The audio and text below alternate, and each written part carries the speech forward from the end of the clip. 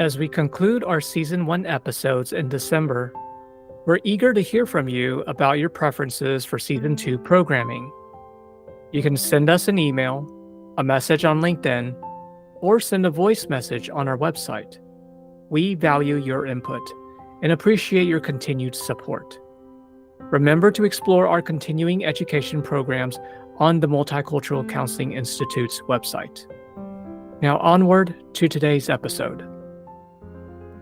Indigenous cultures hold a profound and intricate understanding of healing and wellness, deeply intertwined with their connection to community, spirituality, and the natural world.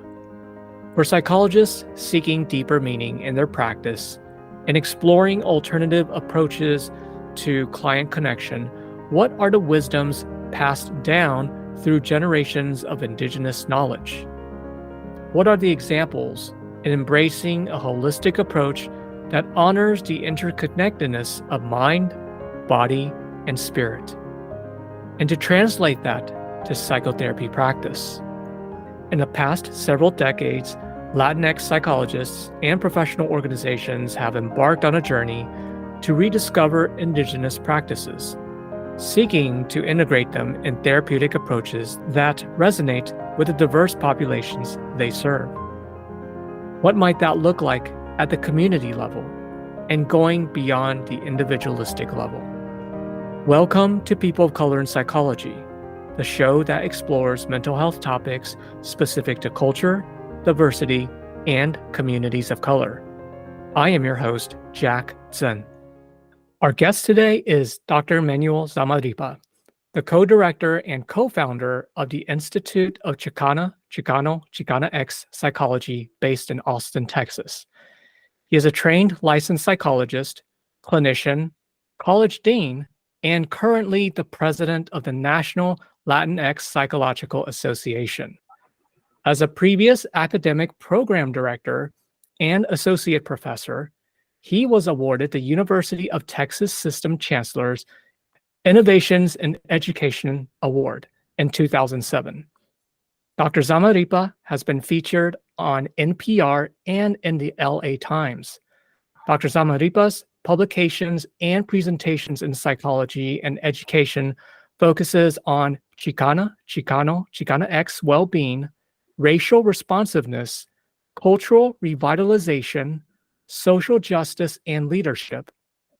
Currently, as part of his work at the Institute of Chicana-X Psychology, Dr. Zamarripa conducts community workshop practicas as well as professional development training for educators and mental health professionals on issues related to the Chicana, Chicano, and Chicana-X wellness, cultural identity, and mental health from that perspective.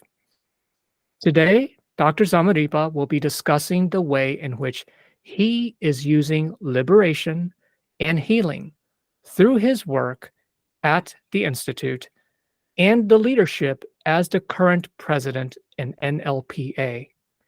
We like to invite listeners to learn more about the Institute, sign up for the newsletter, as well as connect with the larger work being done through the National Latinx Psychological Association.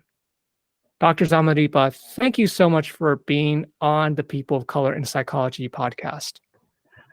Thank you so much. I really appreciate the invitation and all the work that you're doing with this podcast. It's fantastic. Well, you're welcome. And I was looking for guests and I did not realize that you're actually based here in Austin, Texas. So I'm delighted because I'm based here in Austin as well. Isn't that funny? It's wild that, we didn't realize that. So hopefully after all this, we can find some time to connect in person. Yeah, I would love that. Now, you've done some amazing work. I mean, all the different roles that you have taken on throughout the years. Before we get into that, can you walk us through your journey, share with us any memorable events and circumstances that may have influenced how you got into this work? I appreciate that. Yeah, I think for me, I have memories as a child growing up in San Antonio, Texas. For whatever reason, I think I was very aware of the racial and ethnic dynamics. And in San Antonio, there's a history of primarily, Chicano or Mexican American or Latinx community and the larger white community. We have a strong, of course, African American population as well as others, but that's kind of been the the more recent history of that community. So I was always aware of those dynamics, and I think what initially got me interested was the educational equities or inequities that I noticed. But as my interest grew, as I grew up, I really felt that the best way to address some of that was through the field of psychology. And I was always happy to see that psychology had always had some role in addressing inequities. I think more so in more recent history, but so I was always trying to, from a young age, see how psychology could really support the movements toward social justice and equality. And I remember in college, one of the things that stands out to me is I was in the library researching some type of paper that I forgot what type of paper, but I was doing research. And I, by accident, came across a book with the title Chicano Psychology. And this was in the early 90s. And of course, the story that so many of us are familiar with is, wow, I didn't know that people were doing this work, whether it's other, BIPOC communities, work that has been done by a lot of our communities over the centuries, but not acknowledged, right? Or not mainstreamed. So that was my personal experience as well. It's like, wow, I had no idea this existed. And so looking through that, I saw it was published in the 1970s.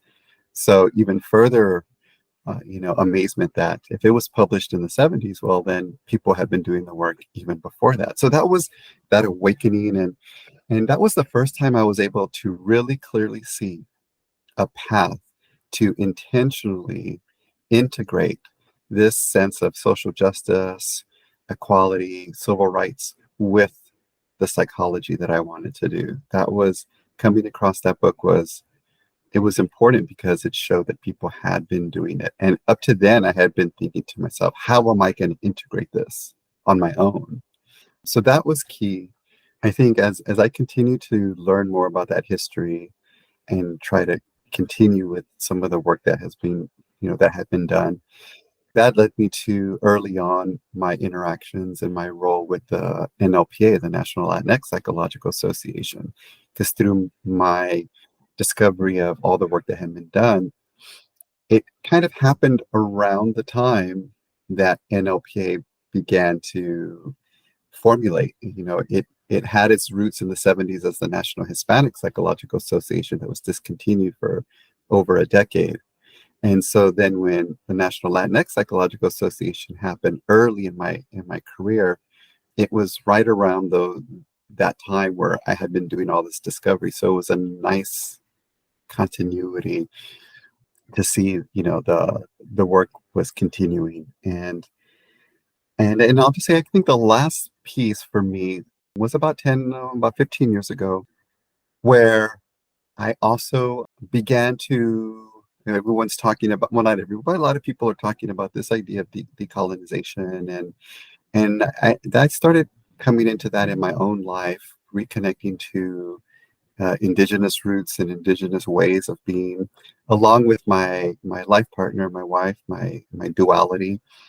And so as a family, we had found connections and began walking, what a lot of Indigenous people call walking the red road, which is walking a path that is primarily guided by Indigenous ways of being and knowing. And so I knew a little bit of our history, which is that, in the United States, our Native and Indigenous people are, Native Americans from what we call the northern natives. But as we know, this whole continent was indigenous before the Europeans came, right? So even though we do have this identity, which is true over the last 500 years of, have a Latinx identity in general, it's also been important to me in the work that we do that we really truly don't just acknowledge like, oh, yes, we have Indigenous roots and we have European roots, but that we really understand what it means to have indigenous roots, and that can mean a lot of things to a lot of people. But so all of that has kind of culminated, or has culminated, in the formation of the institute, and it's also been the guide for the work that I've been doing over the last couple of years with the National Latinx Psychological Association. So it's been nice to be able to walk in those two worlds. Yeah. Well, it's definitely quite a path you took to start from early on recognizing some of the inequities in education, which I'd be curious, actually early on, what did you notice? And then as you were noticing those inequities, formulating sort of a blueprint to try to figure out why this was happening, and going beyond it and discovering that, oh, psychology has a place to help me answer some of this. And as you were describing, opening that textbook, I can't help but also light up, because it must have felt so nice to be able to connect and identify with, your culture, identity, and see that on paper, and in many ways affirm that, hey, we matter, our viewpoints matter. Uh, and then, of course, the development and emergence of decolonial approach, that is another topic of discussion too, that I'd be curious from your lens. And all that coming together to where you are today, having the institute, doing trainings, and also being a leader in an NLPA, I think that is quite a fantastic journey. So with that, kind of going back, what were some of the inequities that you noticed early on?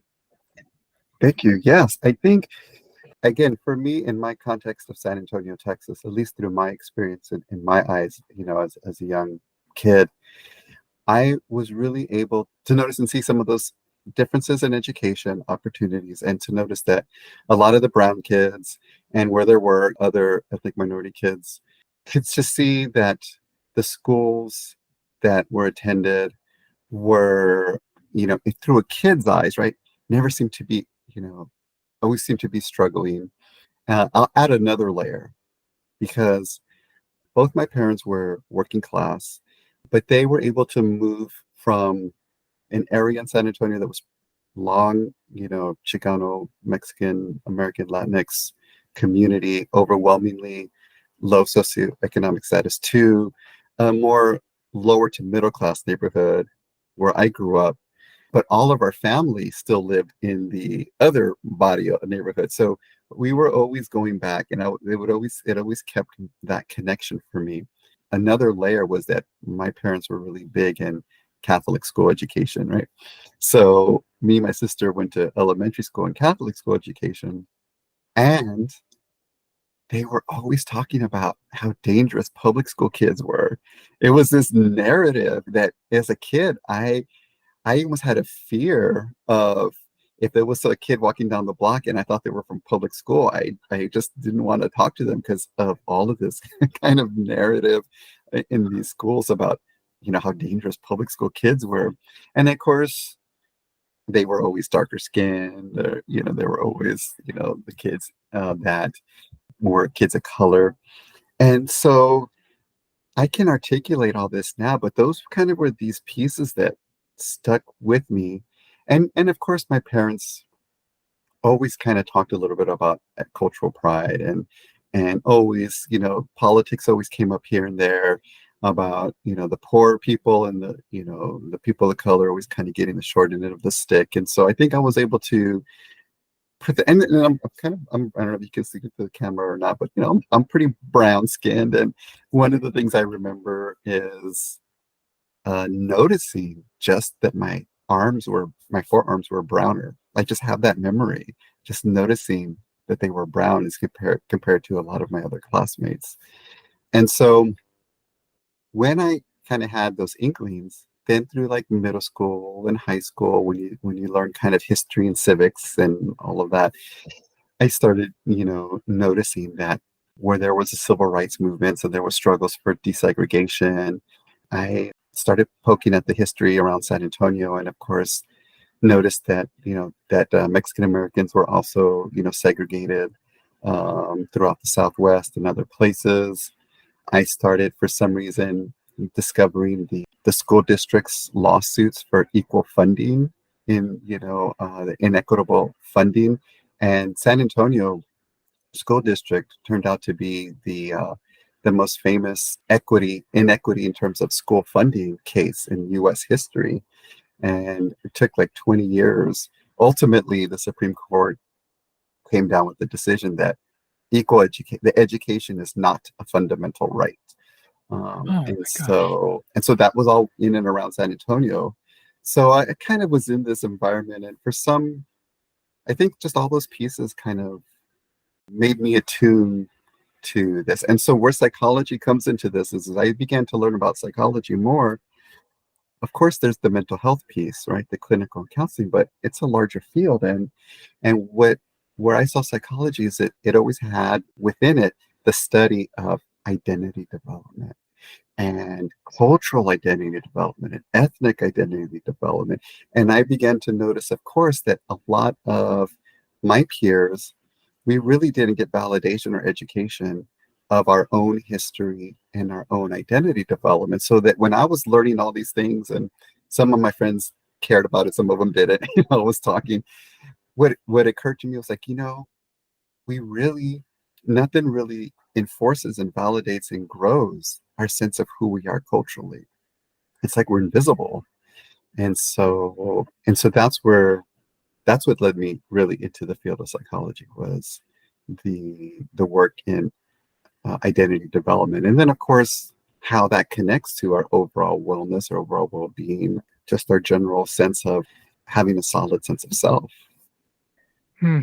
It's almost as though it's a consequence of racism, racist structures, Mhm. where our identity development just isn't addressed and eventually just washed away. And hence, I think it's a very important journey that many psychologists must take, especially BIPOC psychologists, to be able to do this self exploration. And now, the work that you're doing with your institute, can you tell me more what you're doing for the community? What are you doing with clients? Like, tell me more about your institute. Thank you so much.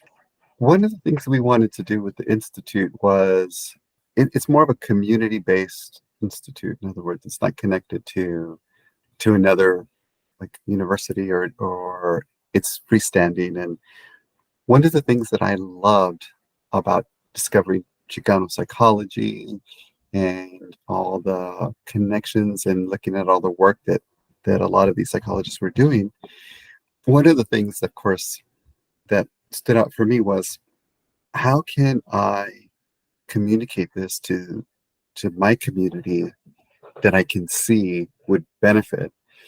So, when I first started in the field, I went into academia, I got tenure, I did all those things that were really great. And so, but I ultimately left, not, I always say it wasn't a bad divorce, a contentious divorce. It was just simply these other voices were calling this, to be more intentional. So what I wanted to do was take what was being done, some of the stuff I was doing, but others, and communicate it in a way that made sense to the community. So we started having these community workshop pláticas, in Spanish, just kind of like gatherings, talk about issues like identity and, family relationships, family interactions, spirituality, which is, really an important piece.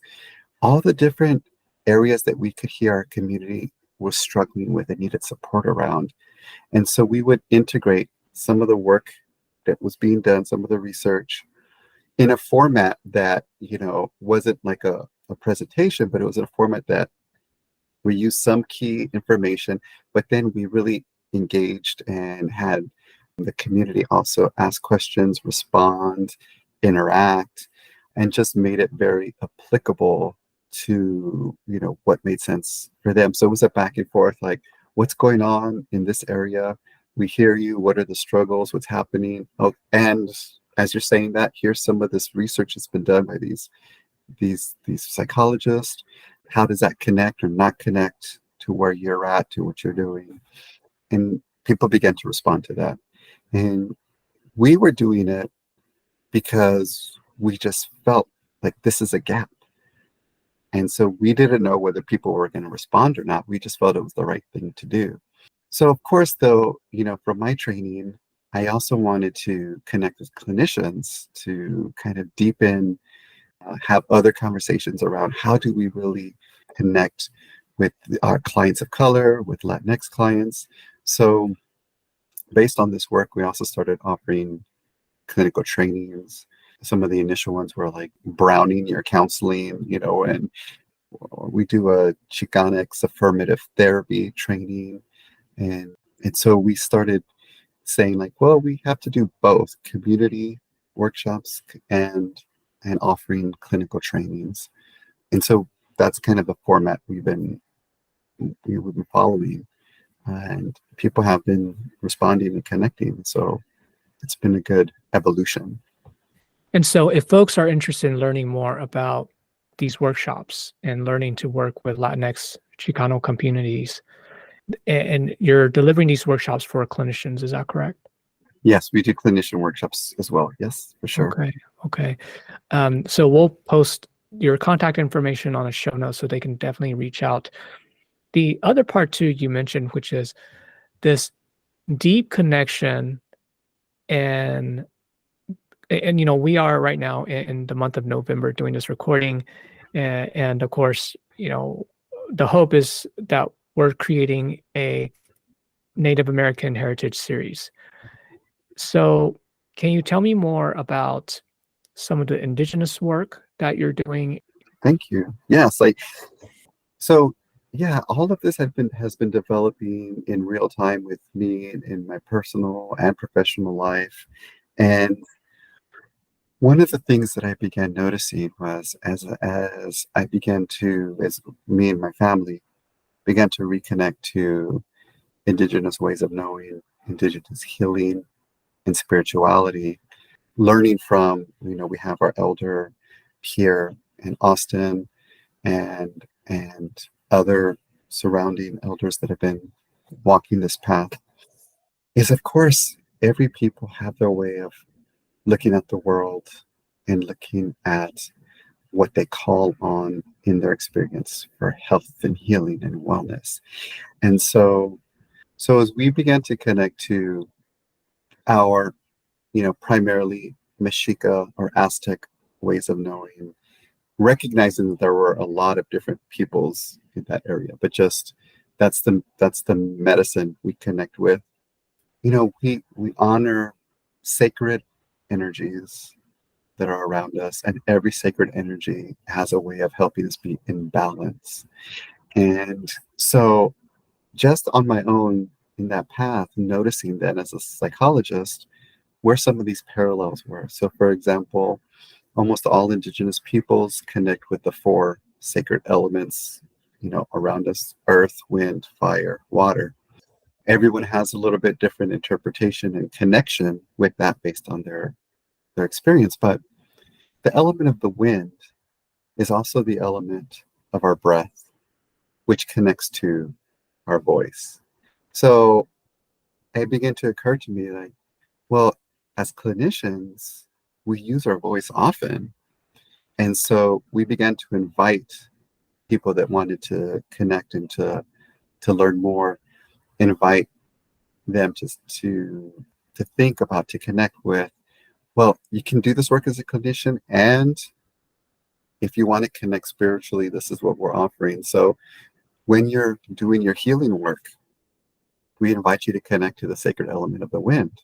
So whenever you go outside, you feel the breeze, that is a reminder, like, are you using, for example, your voice in a way that you want? Are you in alignment? Or even with clients, making that suggestion, like if they are having struggles with their voice, when you go outside and you feel the wind, you feel the air, we invite you to, if you'd like, to see that can also be a connection to the sacred element of the wind. And it could be your reminder, are you using your voice in the way you want to?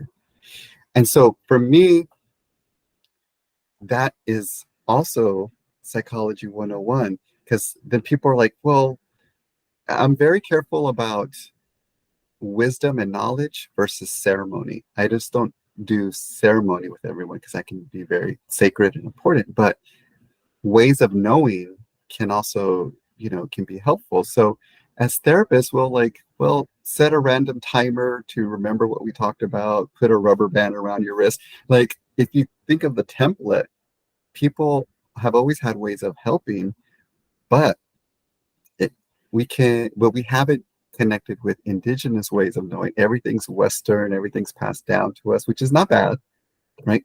But what it does on a larger scale is like, I'm dealing with my community. We all have our own histories, right? My community that has always been taught that psychology and healing is from Western ways, which the mainstream is, right?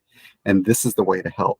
What I've been saying is, I invite you to think about the fact that your ancestors also had very similar ways of healing and wellness.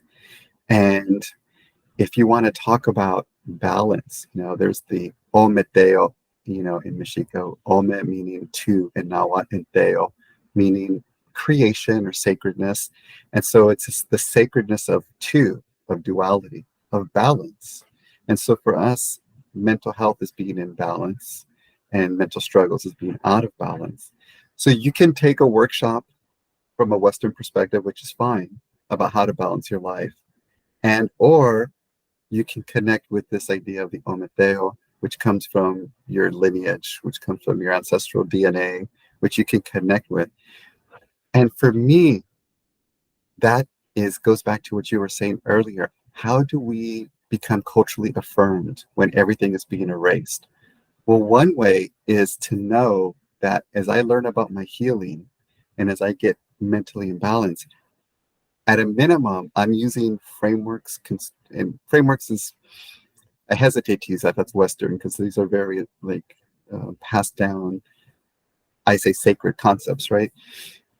You can do the Western, get in balance workshop, or you can connect to the ways in which your ancestors found balance. And so our kids can say, hey, we know this stuff and it comes from us. There's nothing wrong with learning something new, but it's like the only way to get healthy and well, our community has found, like a lot of communities of color, is to learn the white Western way. We don't always call it that, but and so what's really important is like, can you find your indigenous ways? And there is some really great culturally responsive psychology, which can walk alongside these indigenous ways if it's in alignment. But I think that's true for all people of color. And that's why it's like, if we reconnect to some of those ways, then we can have that direct and indirect learning that this comes from our own peoples. And I think that does a lot for cultural affirmation, for cultural identity development, for a sense of pride and wellness and well-being. And so connecting to, as I said, the elements is one way, just a small example in our time here, but everyone has like sacred energies of the seasons. We're in fall right now. So for a lot of Nahuatl and Mexica peoples, that's the sacred energy of Xipototec, which sheds its own skin, but not in a Western violent way, to let things go, right? And so a lot of communities, we all know that fall is when the leaves fall in autumn, but there was a real sacred intentional connection to this time of the year where you let things fall. You let things that don't serve you fall away. How are you going to do that? I mean, you can see really easily how that can integrate into mental health work, clinical work. We're coming into winter. Winter is a time of reflection. Winter is a time of introspection. Winter is the time of our ancestors. And so this could be a time like where maybe we don't produce as much. Maybe we stop saying yes to appointments. Maybe we reflect. Maybe we pause. Maybe we see the good things about winter and the darkness of winter. Like, how can that be helpful?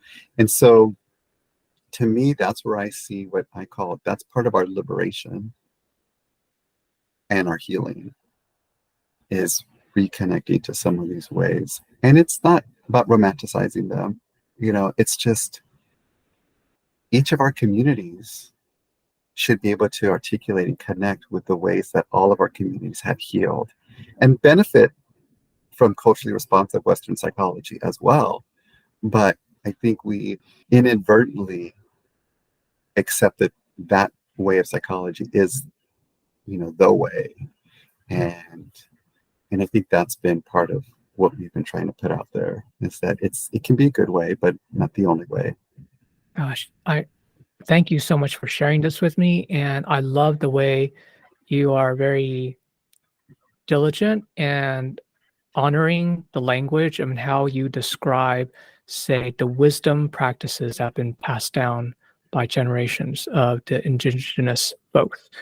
And rather than using the word framework, right? This is the wisdom that they have Yes. passed on. And it's so practical. When we're stepping outside, there's the wind, there's the sun, there's heat.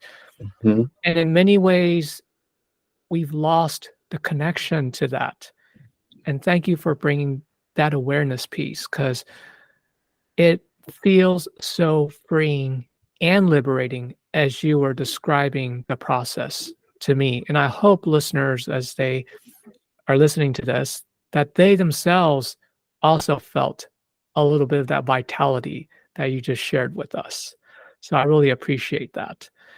So the part about being the president of NLPA, Yes, yes. you have a lot on your plate. Y'all just had a conference, and so I'm wondering, what would you like our listeners to know about NLPA? I think I would invite all of our listeners to please look at the NLPA website. It's a really exciting time for our organization, whether you're Latinx or whether you're an ally or want to know more, because what NLPA does is it brings together such a wealth of knowledge of people that have knowledge, that have been doing this for their whole career.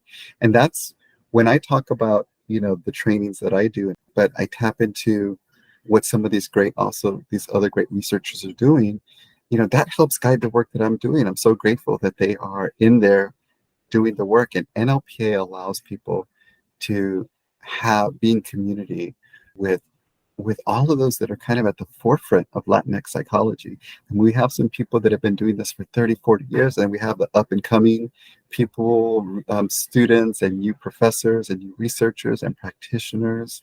And if you want to know how to best serve Latinx community, and I think, again, where the culturally responsive, good science, is coming from, I think tap in to NLPA. It's a good time to be a member. We just had our conference in Chicago, and we had about 600 participants. It was a good conference.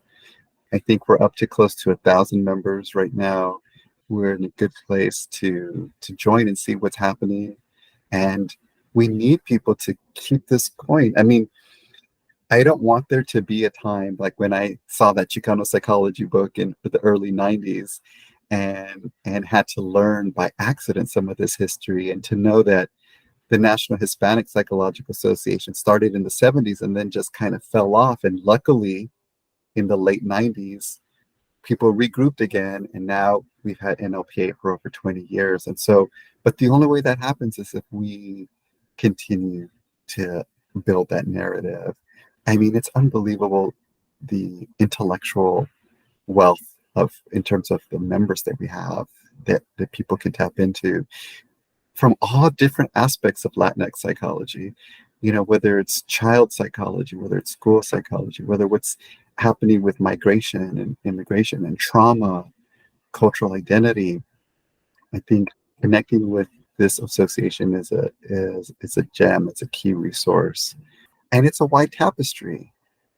Last year, our conference focused on the integration of health, medical health, with psychology, right? And the dynamic of health and healthcare. And this year, based on everything we've talked about, as the current president, of course, my focus was on Indigenous wisdom, right? So we had a lot of focus on indigeneity. And next year, for the first time ever, we're going to have the conference in Puerto Rico. And so it's going to be, again, celebrating the wide tapestry of what Latinx psychology is. And I think that is what makes us makes us strong, is to be able to remember that we have this shared history and that we need to speak as a community. That's, I think, the case with a lot of communities of colors. We have specific histories, but we also have things that bind us together, and we need to be able to share our own histories, but also speak as a collective when we need to. And I think that's important as well. In your career as a person of color, what were some challenges that you faced and overcame that you would be willing to share? Wow, that's a great question. I think there's so many things I could say, but I think one of the challenges has been, as much as I have professionally grown up in the multicultural movement. I remember when culturally the Counseling Diverse by Sue and Sue was like a second edition or third, like I remember that. And so as much as the field has grown in that way, we still have struggles in terms of this psychology matters. And I think part of the struggle that I'll address with you specifically has been because people have talked about multicultural psychology. That was the term, in classes, because that has begun to be part of curriculums. As I've been doing my work, part of the challenge has been, why are we talking? I remember there was a workshop we did a long time ago. It was like, are we talking culture again? It was like, some people that really haven't integrated it, still feel like, what? Well, there's these multicultural classes. You have these ethnic psychological associations. Like, what's the problem? And those are, it's kind of like the 10 o'clock news desensitization type of effect, where, they hear this, oh, we need multicultural training, but they've never really, as a field, we've never really systematically integrated it. So it has the effect of, for example, a person hearing the same words and then they just kind of like become desensitized or maybe even annoyed. So the challenge has been, not sometimes it's not present, but when it is, when we do this work, it's like, why is this still necessary? Like, why are we talking about culture again? And letting people know that it's not just another topic. It's the way we approach, human wellness and well-being. And what the field doesn't notice is that it's primarily come from a Western individualistic perspective. And until we expand that to beyond individualism, then we're really not going to have a truly kind of global psychology. Yeah, and a true appreciation for humanity. Correct. Right. And so I guess the way I've addressed it is my work with the Institute, my work with NLPA is just noticing what I see are the gaps coming from my positionality in this world and trying to just move forward. And another thing that, my partner, Jessica, my duality in all this work with me, she is not a psychologist, but she is a mental health advocate, a community organizer, and she is a medicine. I would say she's a healer, medicine woman in this way. But we do our work together. And one of the things is sometimes we all have to we have to decolonize from this rush, the rat race we said, but we know what not to do. But sometimes what we do is we honor the turtle's pace, right? We look at nature around us and we see what connects with us. So there's so much work to do. And that has also been a challenge, like, which is why I kind of am here. I'm kind of there. I'm here because I'm like, I need to respond to this and do this. But really at the same time, sometimes we get frustrated and it's like, well, are you doing the work that you want to do? Are you being genuine? Are you being authentic? Are you being intentional? Sometimes for some of us, that work's going to move a little slower. Look at the turtle, one of the oldest, wisest animals on the planet. Sometimes honor that pace. Like being what's seemingly slow isn't always bad. It's not Right? valued, Right? unfortunately, It's not valued. That is in not Western valued. culture. Yeah, It's not it's valued. very So unfortunate. Yeah. yeah. Well, Dr. Zamarripa, any final thoughts? I'm just really grateful. I'm just feeling a lot of gratitude for you creating this space for so many of us. And I want to ask forgiveness if I have said anything, that was offensive or that I mistakenly said incorrectly, because I just hope that anytime we have conversations like this to come in a good way. And I just want to say that I hope they come in a good way. I want to thank you. I'll say that in Nahuatl, which is Tlasokamati. Thank you. And just appreciate the spaces that you are inviting us to. You're welcome. And thank you so much for the phenomenal work and leadership that you're heading up with NLPA. Fantastic members, fantastic leadership committees. I mean, we even had a few of them on our previous episodes. So y'all are definitely doing some amazing work.